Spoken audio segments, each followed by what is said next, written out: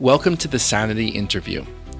My name is A.R. Hoffman, and every week I'll be joined by my co-host Rebecca Sugar as we interview someone you'd like to hear from. We're joined this week by Naomi Schaefer Riley. Naomi is a senior fellow at the American Enterprise Institute. She focuses on child welfare issues and the foster care system. She is also a senior fellow at the Independent Women's Forum and part of the Lives Cut Short program, which seeks to document child maltreatment deaths.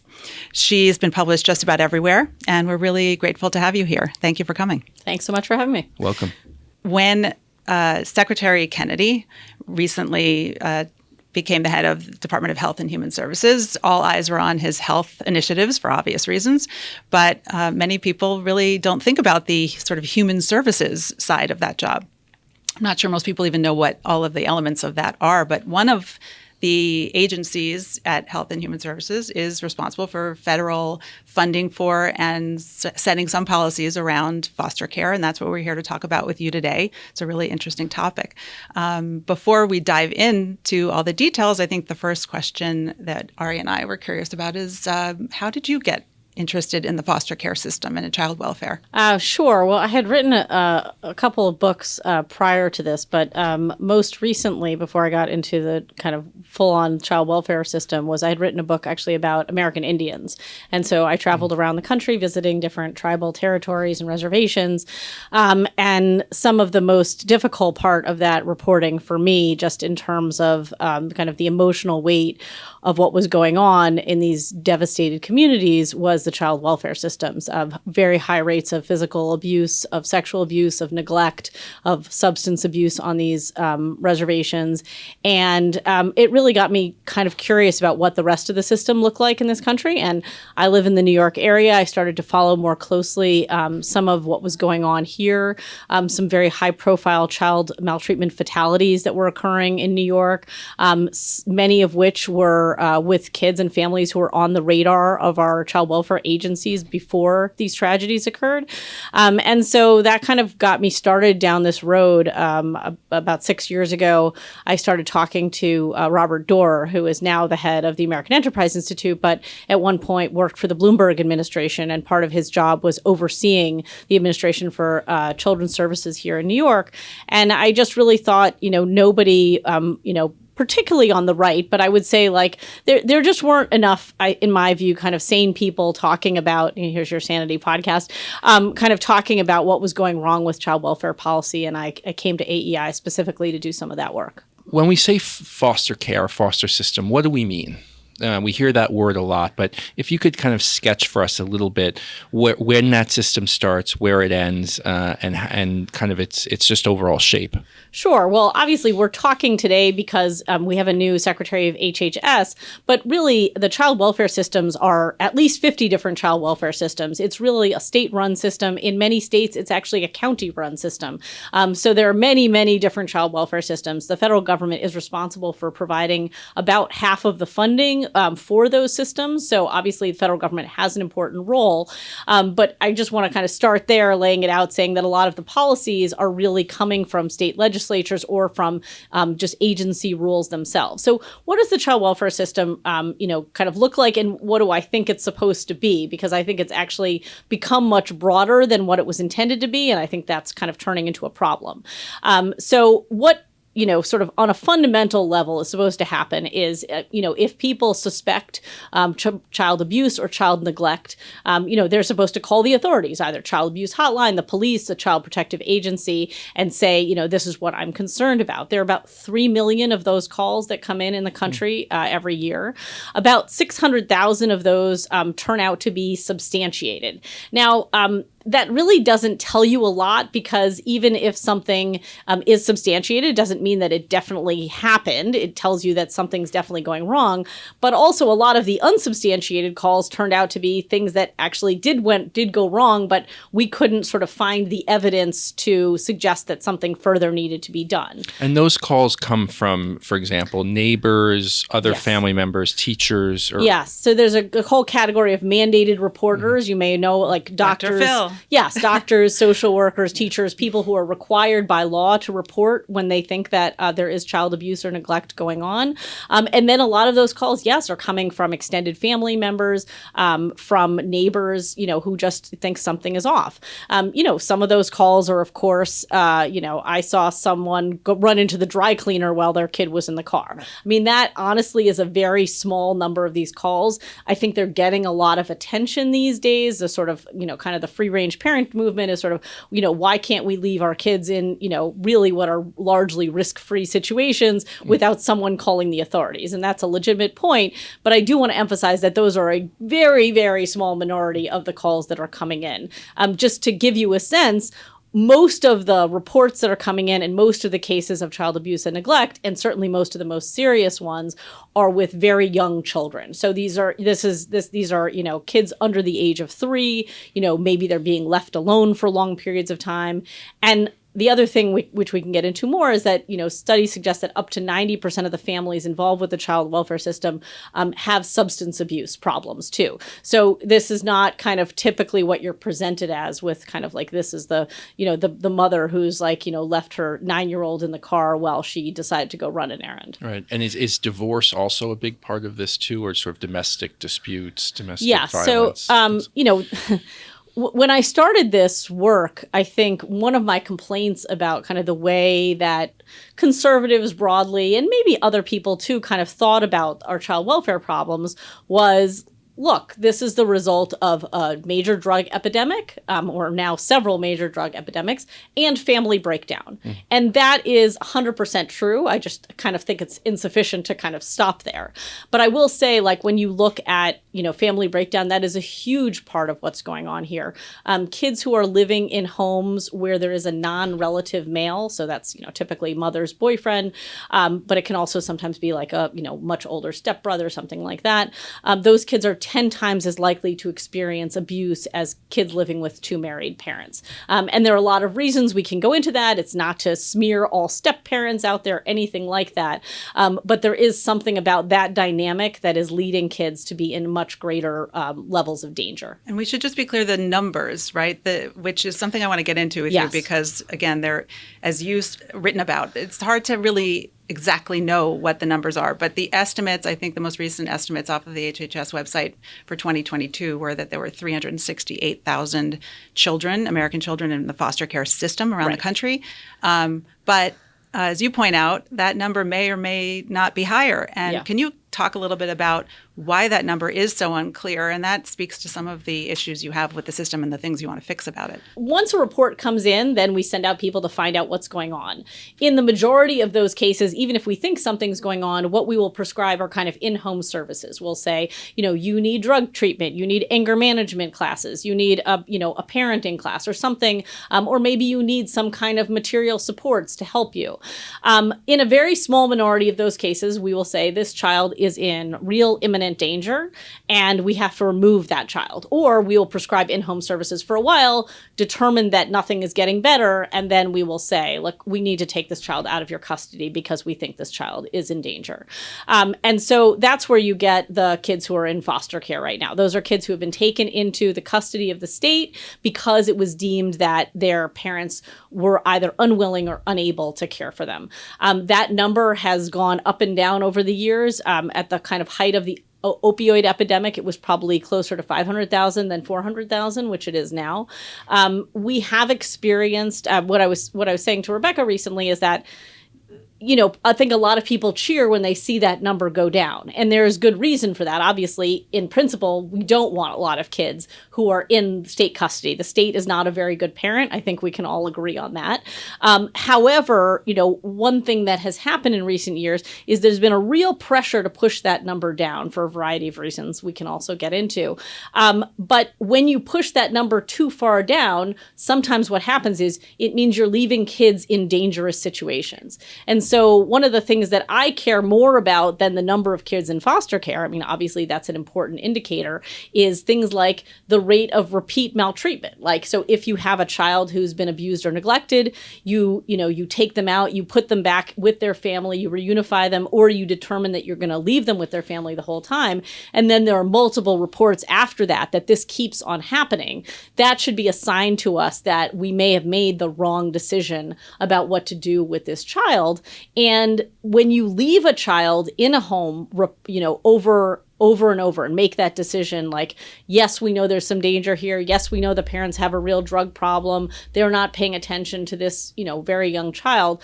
That can have real long-term effects on children's well-being, welfare, just any kind of developmental, kind of functioning. Like what we know now about kind of what it takes to securely attach between the ages of 0 to 3, you need like at least one adult who you can count on to feed you, bathe you, keep track of you, all of these things. And if you don't have that, there are real long-term implications for, social, intellectual, emotional development.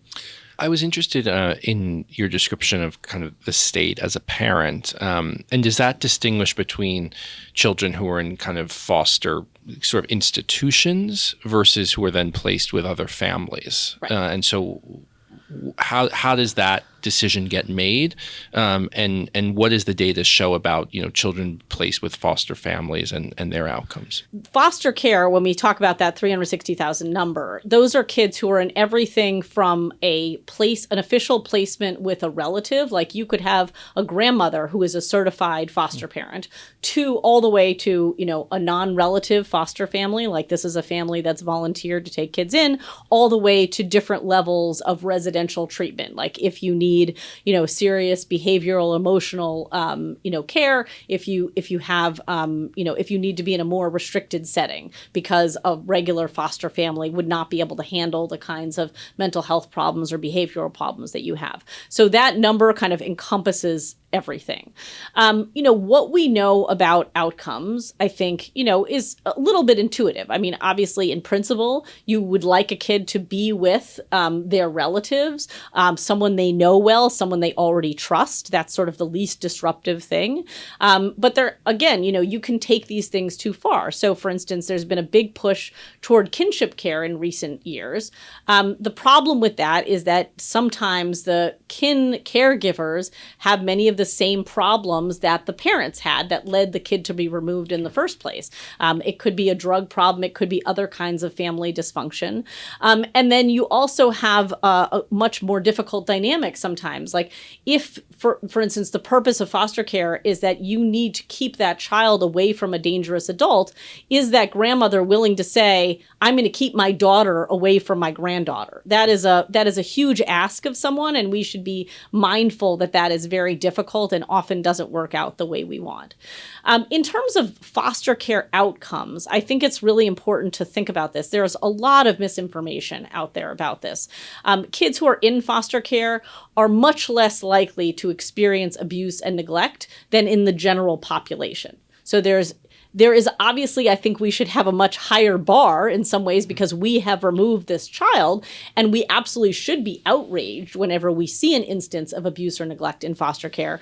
But the people who are doing foster care are much less likely to mistreat a child than the general population is.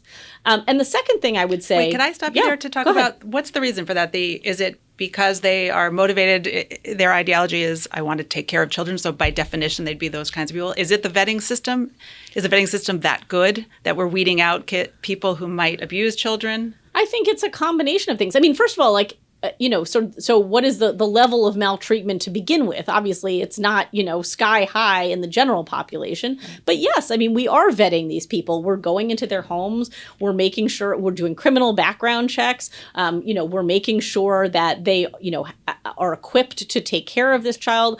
in the best case scenarios, we're giving them a lot of training for how to handle kids with difficult So behaviors. you would say that part of the system works, the I vetting would say system. there are a lot of agencies that are doing a very good job of that. And in recent years, I think they're starting to do an even better job of it. Okay, great. I think we have a better sense of like what are the red flags. And I also think that we are, the foster families are getting more support than they used to. I mean, it is very hard. About half of foster families quit within the first year. It is so hard. Oh. So understanding like that this is going to, it takes a village, like this is going to require a lot of communal support in order to do this successfully. And so, yeah, I would say we are vetting well. And so there are reasons that there's a lower great. level. Sorry, I of interrupted maltreatment. you, but I thought No. The second piece, I think, of research, which is really important and is really only recently coming to the fore with a couple of papers done by a professor at Duke University recently, is that foster care on the margins. So you have these kids, let's say there's some kids we know they're in huge amounts of danger, and everybody who is at an agency would decide, let's take them out right away because we have to do something. And then there are some kids who we're going to sort of keep doing this in-home service thing, and the level of danger is not really high, but we're kind of a little concerned. Then there are kind of kids in the middle. And what the recent research suggests is that with the kids in the middle, foster care actually turns out to be beneficial to them. And I think this is very counterintuitive because you think like, why would you disrupt this kid's life? Right. Like A bias towards keeping kids with their family. Absolutely. Unless it's a slam dunk call. Exactly. Right. And so I think what's happening in these cases, and by the way, that the outcomes are fascinating, and I recommend, I'll give you the link to the paper. Sure. But We can post that. But what's happening on the margins is that these kids who go into foster care have better educational outcomes. They are less likely to be in prison when they're adults. They have better kind of emotional, intellectual outcomes. And what's happening is that foster care, I think, the decision to take those kids into foster care serves as a serious wake-up call for the parents. Now, this is me speculating. This is not the paper. But it's sort of saying, no, we're serious, and you need to get your act together. You have to get off drugs. You need to get your, mental health issues under control. Whatever it is, because the other interesting part of the paper is that those parents from whom the kids have been removed also have fewer instances of criminal behavior. So what you see is like the parents are cleaning up their act, and then they get their kids back, and then things can move on. Whereas with some of these other kids who are left in the home, you're engaged in this kind of endless cycle of like, okay, we'll leave the kids, but this is your last warning. Like we're gonna, we're serious this time. And they never get the benefit of that break. I think that's important, actually, because the sensational stories that we read about in the papers, those really horrible stories of abuse and neglect, sort of give the public the impression that a lot of parents whose children are removed from the home are monsters. But many of them are people with lots of conditions and are doing maybe the wrong thing, but they want their children. They love their children, but they sometimes need a wake-up call in order to improve their lives and the lives of their children. So, we want to make sure that the worst stories don't reflect the entire population. Absolutely. And you mentioned in the introduction, I've been working on this project called Lives Cut Short, which is a joint project between the American Enterprise Institute and UNC Chapel Hill. And we are putting up on that website stories, links to child maltreatment fatalities around the country. They're coming from media, they're coming from agencies, they're coming from medical examiners' reports. And I can say, if you look, we don't have an exact number right now, and I wouldn't want to give you an exact percentage, but the percentage of kids who are who are the victims of those tragedies, who are in foster care, who are killed by foster parents or in part by foster parents, is tiny.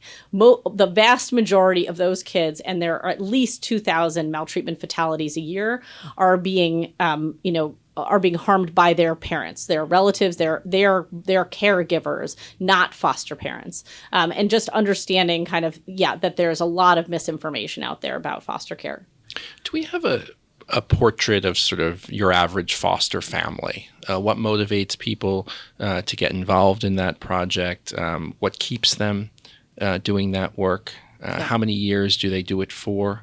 I think a lot of people are sort of curious about that. I think, there are kind of two kinds of foster families, and it's hard to kind of do research to figure out, what is going on here in terms of the numbers. I would say most foster families in this country actually claim that their religious beliefs are part of the motivation for them fostering. But I should start by saying there is definitely a group of foster parents in this country who are doing it for the money. And I don't want to... What is the money like? It's very small amounts of money. So which tells you also something too. Right. I mean, I remember this guy in New Orleans a number of years ago, and I was working on a book about this.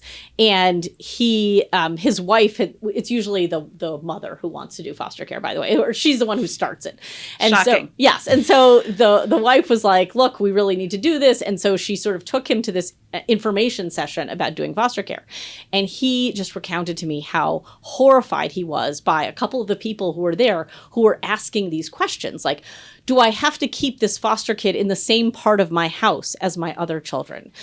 Do I get how many multiples of money, the amount of money do I get, for each additional kid I get? And he said, I left and I concluded that we had to foster so that these people would not. Oh, wow. And so I don't want to try to minimize the fact that there is that element out there. And I think it's, the question is, how do we get more of that guy to sort of, so we don't need to rely on people who are doing it for the money. And I think certainly the growth of faith-based foster agencies in recent years and some of the really interesting innovations that they have used are, I think, part of the key to doing this. So what you had sort of probably about 15 years ago starting was like large evangelical churches that sort of got this bug. They, for a variety of reasons, were moving away from international adoption. Some of that is a result of federal law, of federal policy changing. But they also sort of realized like there are kids in our zip code tonight who need homes. What are we doing about them? And so a pastor would sort of say, look, there are 7 kids, what are we doing? This is a 2,000, 5,000, 10,000 person church. What are we doing about this? So they sort of took up that call very seriously. And I think it was more effective than what you've had in the past, which is like, put up a picture of the kid on the nightly news. Hey, does anyone want this? That's broadcasting, not narrowcasting. And so the second thing they did was they really got involved in the training and added a lot more training than what the states were typically doing. Like, we are going to equip people not just to know how many fire extinguishers they need in their home if they're going to get a license, but also, how to deal with kids who've been traumatized, and really understand like that this might not be like the kid who just left your house to go to college. Like, this and is generally is that the case? Do most foster families enter that system once their kids get older? No, there are a lot of families I've met who have 3 kids already, and they decided they wanted to take in a foster kid too. And sometimes they're just planning on doing it for a short amount of time. Like, they might take in a baby for a few nights as an emergency placement. Some of them might be doing it with the idea that they would like to adopt in the end. But yeah, a lot of them have kids in the home already, and that obviously complicates things too. Like, it is a huge disruption to your kid's life. This child coming into your home has seen things that you want to protect your kid from. You don't even want your kid to see on TV what this child has experienced. So you have to give an enormous amount of credit to these families who are really willing to upend their own life, their own parenting, everything about what they know in order to bring in this hugely disruptive element. And I honestly think if they didn't think like God was telling them to do it, it's hard to imagine why you would. Not to mention the potential danger Absolutely. that there could be to your younger children, Yes. and the financial burden, whatever the state is paying you, it's not enough. Yes. And the final thing, and I mentioned this before, is the support that a lot of these churches are offering. So they're even offering training to other people in the community so that, if maybe my neighbor is going to be a foster parent, I can go to a training for a few hours and learn about this enough so that I could babysit that child, on an evening to sort of give that parent some relief. But really just being more understanding of what that family is going through and trying to help them with the needs maybe of their other kids in order to give them some relief. So I think that those are, the most kind of promising developments in this area. And to the extent that we can kind of spread those, like I think they've been largely focused where large evangelical populations are focused, which is not the Northeast, maybe not certain other areas that we're most familiar with, but I think they've really, grown significantly in the South and the Midwest. And the other thing I would say is like thinking about how to sort of push out that population that's just doing it for the money. This is also a class thing. Like, we really would like middle-class families to take this up. It is not that there's anything wrong with poor parents, but I think it's very difficult to say that when you have a child who's experienced already significant trauma and instability, to put them into a home that is struggling to pay the rent each month, I think can add to the instability that they've experienced. And so what do middle class people like want if they're going to foster? Like, there's nothing you can do to sort of protect against all of the things that kid has experienced. But one thing you could do is make foster care not like, and this is something I hear all the time, going to the DMV on a daily basis. Like, the bureaucracy that you have to experience in order to deal with child welfare agencies or these, private agencies that contract with them is just really hard to justify. I mean, there'll be workers who say, well, we're coming tomorrow at 10:30 a.m. to do our monthly visit, and you say, I have a job. And they say, well, too bad. I have to get this in by the end of the month. Right. I feel like you should look directly to the camera and tell Secretary Kennedy. This is a Doge project, I think. Yes. Can we go back to the faith-based Sure. issue for a second? Because you've also written about this, and the prior administration was particularly hostile to these faith-based agencies contracting with state governments. And can you just talk about that a little bit? And it speaks to the pushing down of the numbers that you talked about originally. There's politics in this. Yeah. Yeah. So I think there's a couple of different ideological issues here. So to start with the faith-based issue, what's happened is that the federal government was trying to sort of use the power of the purse to try to say we are going to sort of engage in our own social engineering pet projects. And so the Biden administration put forward a rule, for instance, that suggested that states should really avoid contracting with agencies that license parents who do not fully support gender transitions, for instance, or that don't want to put children in homes that accept them, in particular ways, like call them by the name that they have decided that they are, for instance, or something like that. And so it's just sort of putting a thumb on the scale. And state agencies, because they don't have a lot of money, are very sensitive to these kinds of decisions. The federal government cannot tell a state agency, don't contract with X, but they can say, like, we'll withhold a little money if you do this, or we'll look badly on you if you do this. And so there was this sort of attempt to kind of say, look, we couldn't get our way in the federal courts. There have been decisions that said, faith-based agencies have as much right to help these kids as anybody else does. Especially now with the Supreme Court. I mean, there's such a strong majority for religious liberty. Yes, and exactly. Kind of thing. So they were sort of trying to take a specific backdoor. SCOTUS ruling, I yes, think, right? I looked that up yes. in Philadelphia. Yes, there was a case, I think it was about 3 years ago, about Philadelphia that was not contracting, was ending the contract with Catholic foster care agencies because they were not doing same-sex couple yes, exactly. parents, foster parents. Now, again, my attitude with these agencies is let 1,000 flowers bloom. Like, we do not have enough good qualified foster parents, and we should, accept anyone who sort of, meets these standards that we have, both in terms of safety and training and all these other things. And, we should not be excluding people. Like, the goal here should be thinking about the kids, not thinking about sort of your pet social engineering projects. Right. And that applies to not just to the gender ideology part of DEI, right, which was so dominant the last few years, but also racial disparities. Yeah. And so can you talk about how that's impacted the system? So there's a lot of talk about racial disparities in the child welfare system. In recent years, you've had an abolished child welfare system that sort of grew up alongside defund the police. We should just eliminate these agencies altogether. They're over-policing and over-surveilling Black families. That's why you have a disproportionate number of Black kids who are being reported to Child Protective services and a disproportionate number of Black kids who are being taken into foster care. Whenever people hear those numbers, I think they should think about it in this way, which is that we have plenty of evidence that Black children are experiencing maltreatment at much higher rates. And the most stark evidence is that Black children in this country are 3 times as likely to die from maltreatment as white children.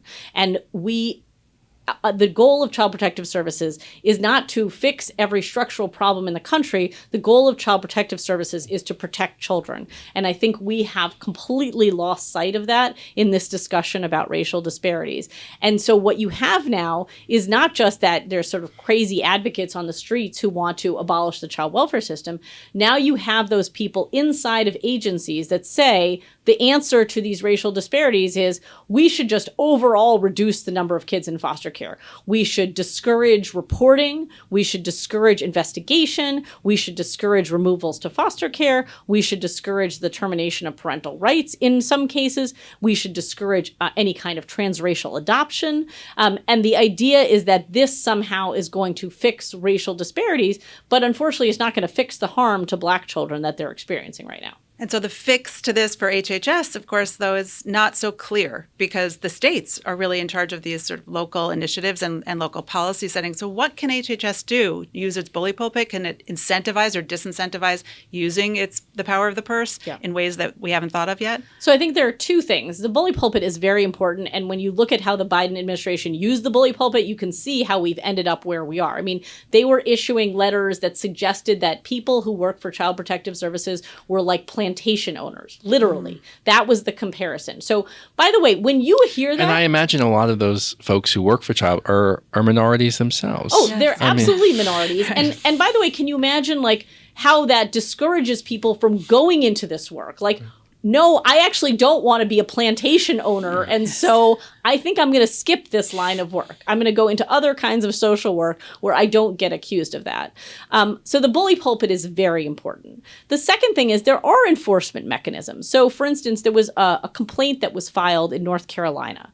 What was happening in this one particular county, although I hear stories of it happening all the time, but this particular complaint actually had the evidence from courts where kids were being left in being placed in Black kids were being placed in foster homes.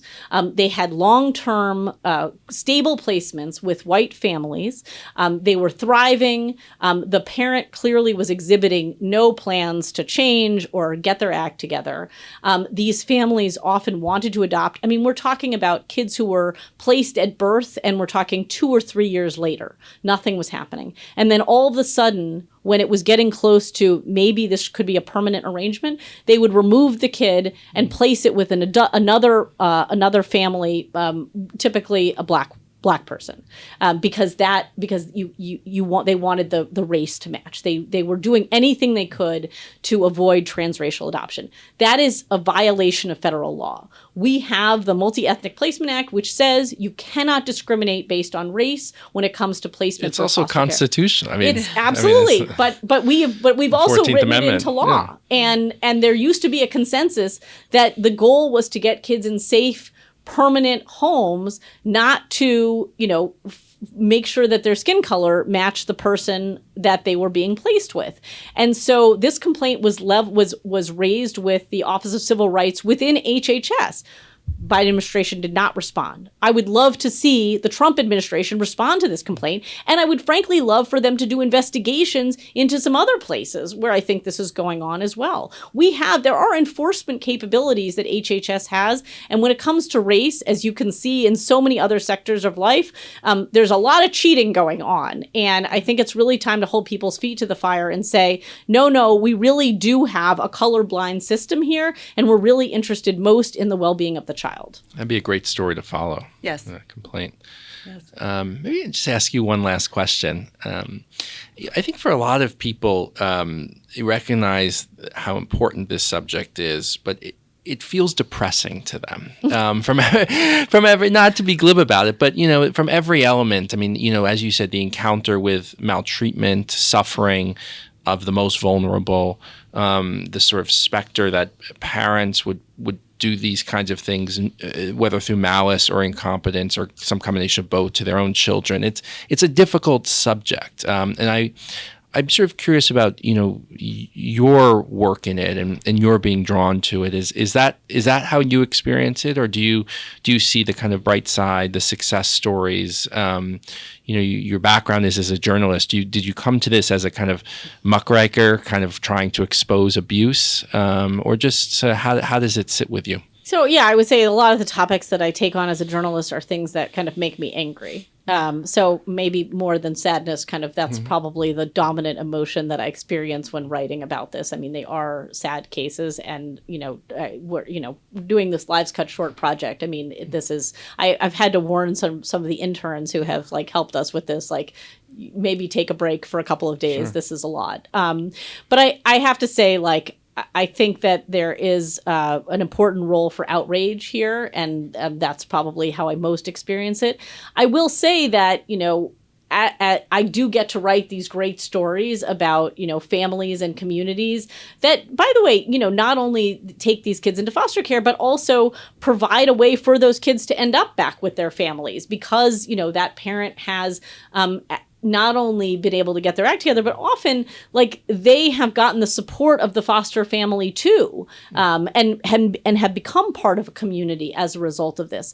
So I really do think that there is, you rarely, I think, I get to see kind of people doing such selfless things on a regular basis, that is kind of the kind of glass half full part of my job. Okay, let's end, though, with a to-do list. Yeah. Because the point of this is not just to sit in the sadness and be upset about what's happening to American children, but to advise, if he's listening, Secretary Kennedy and everybody at HHS, on what Naomi Riley's prescriptions are to help fix at least some of it. And so we heard DEI is a problem. We have to get rid of that DEI mentality. We heard we have to enforce the rules and the laws that are already there.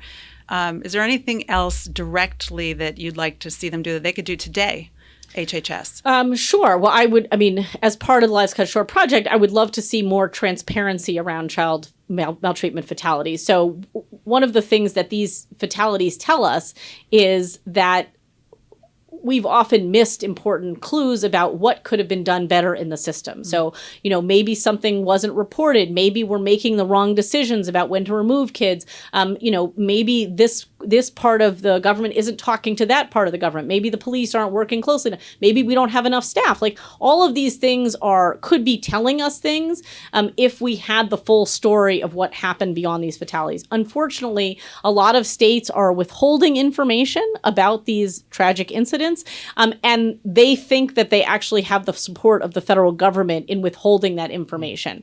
I personally think, you can yell about privacy when it comes to kids who are alive, but I think the least we could do for the kids who have died is shine a light on their case and see if there's something that we could have done better. Okay, so where can people find out more about Lives Cut Short and your work? Sure. livescutshort.org is the website that we have. I recommend people go to that. We have some analysis and also the stories of a lot of these kids. They can find my work at the AEI website, and I also have my own website. It's naomiriley.com. Great. Wonderful. Thanks Thank so you much. so much for being here. Absolutely. Thanks.